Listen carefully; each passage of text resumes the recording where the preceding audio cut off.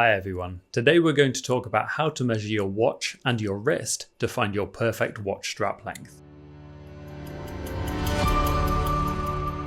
We have made separate videos on this subject in the past, but we wanted to combine all of that into one cohesive video. We'll go over what watch measurements mean, which ones you'll need to choose a new watch strap, and several techniques on how to measure them. You'll also learn how to measure your wrist to get the perfect watch strap length. I'll put links in the description if you want to jump to a specific part of the tutorial. To begin with, what do your watch measurements mean? I'll be measuring an Omega Speedmaster, but this is transferable for most watches. When we talk about the size of a watch, most often we're talking about the diameter, which is the full width of the case excluding the crown and the pushers. In the case of the Speedmaster, this is 42mm. This is an important measurement when buying a watch as it determines whether the watch is a good size for your wrist. A lot of personal preference and also fashion styling comes into this to make sure the watch isn't going to be too large or too small. It's always a good idea to try on a watch before buying if you are able to. Although case diameter is important, it doesn't play a huge role in buying a new watch strap. In this case, the most important measurement is the lug width, which is the distance between the inside edges of the two lugs. This is important because that is the strap size you will need. If you have a 20mm lug width, like the Speedmaster here, you will need a 20mm watch strap. We'll learn more about measuring that later on. Another important measurement is the lug-to-lug distance, sometimes referred to as the watch length. The lug-to-lug is the full length of the case from the top lugs down to the bottom lugs. This is important to note because it plays a huge role in the length of the strap you will need. The Speedmaster has a lug-to-lug of 47.5mm. But why does that matter when choosing a watch strap? Well, put it this way. The smaller your lug-to-lug difference, the longer your strap will need to be to fit around your watch. In the same way, the longer the lug-to-lug distance lead to a smaller strap needed. It's that measurement, along with your wrist size, that determines your strap length. But we'll learn more about how to measure these both later on. The last measurement of your watch is the case height, or thickness, which is the measurement from the base of your watch to the top surface of the glass when viewed from the side. This is another measurement that doesn't play a huge role in purchasing a new watch strap. With most watches like the Speedmaster, this isn't a problem, as it would suit most strap thicknesses. However, if you own a thinner watch, you don't want to fit a thick strap to it. I have a Seiko stepped bezel tank which is only 5.5mm thick, so I have to make sure the strap isn't too thick for the watch. Let's move on to how to measure your watch. The easiest method, if you have the option, is to head to the internet. If you have a newer watch, most brands will have their watch sizes right on their product page. Omega, for example, have it here under technical data. Some brands have a back catalogue of watches allowing you to search for older models as long as you have the reference number. Just head to Google and type in the reference number of your watch and see what you can find.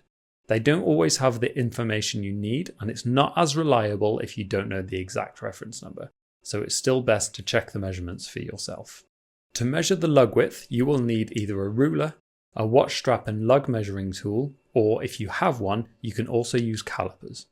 To use a ruler, simply hold the ruler against the watch and make a note of the width in millimeters. Make sure you measure the inside distance and not the outside. In this example, we can see that this watch, a Rolex Submariner, has a lug width of 20mm. Using a watch strap and measuring tool is possibly the easiest way to measure the lug width.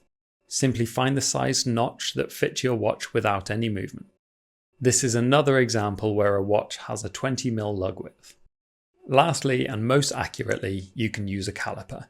Digital calipers are the easiest way to tell you the exact distance between the lugs. In the case of this Tag Heuer Carrera, it's 21mm. If you find your watch isn't to the exact mil, you may have a less common lug width. For example, many Tag Heuer watches have a lug width of around 20.5mm, and the Blancpain 50 Fathoms has a 21.5mm lug. In this situation, the watch will fit a strap either sized up or down. This depends on the material the watch strap is made from and personal choice. If you are doing this, it's best to use the spring bar that came originally with your watch. Another simple way to find out the lug width is to check the strap it is already fitted to, as many companies either stamp or print the lug width on the underside of the strap. Measuring the lug-to-lug distance is simple with either a ruler or calipers. Simply measure the watch from top to bottom. Being perfectly accurate is less important compared to the lug width, but the more accurate you can be leads to a more accurate sizing of your strap.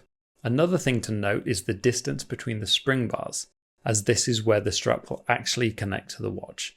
In most cases, the holes are close enough to the edge of the lugs not to make a difference, but if you have a watch with a larger distance, measuring this instead of the lug-to-lug gives a more accurate size. If your watch has a buckle that you would like to move over to the new strap, you will also need to measure this. The measurement you will need is the inside of the buckle ends and can be measured in the same way as the lug width, either with a ruler, a watch strap and lug measuring tool, or calipers. It's also important to look at the size and shape of holes on the strap that you are buying to make sure that they are the same size and shape as the strap you already have. Measuring your wrist is easy with a tape measure or a piece of string. With the tape measure, wrap it around your wrist where you wear your watch and take note of the size. You can also do this with a piece of string by wrapping it around your wrist and then measuring the overlap on a ruler. It's important not to use string that's too stretchy or holding the tape measure too tight.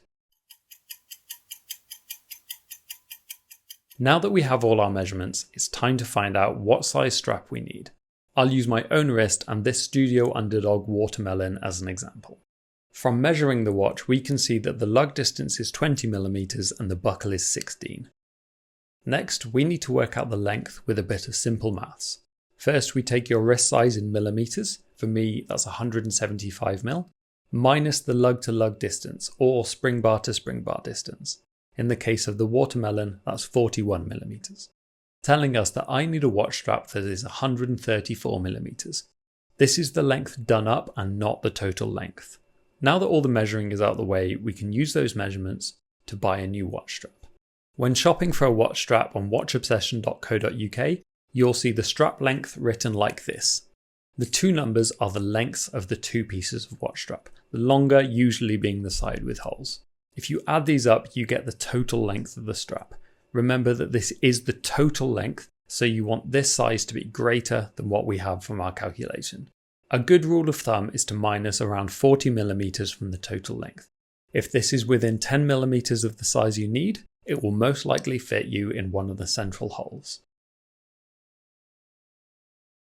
When searching for a watch strap, it's good to remember that the thickness of the strap can affect the length of the strap needed.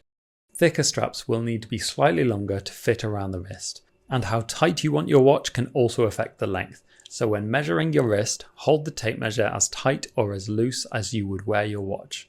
As most watch straps tend to stretch over time, if you purchased a strap and you are at the very last hole, when it stretches it may be too loose and it's best to size up to the next one. If you're not sure or need any help when choosing a watch strap, please don't hesitate to contact us. Our team is more than happy to help you with finding your perfect watch strap. I hope you found this tutorial useful. I'll put links in the description to any tools or straps I've used. Please like this video if you enjoyed it and hit that subscribe button for more watch content. See you next time.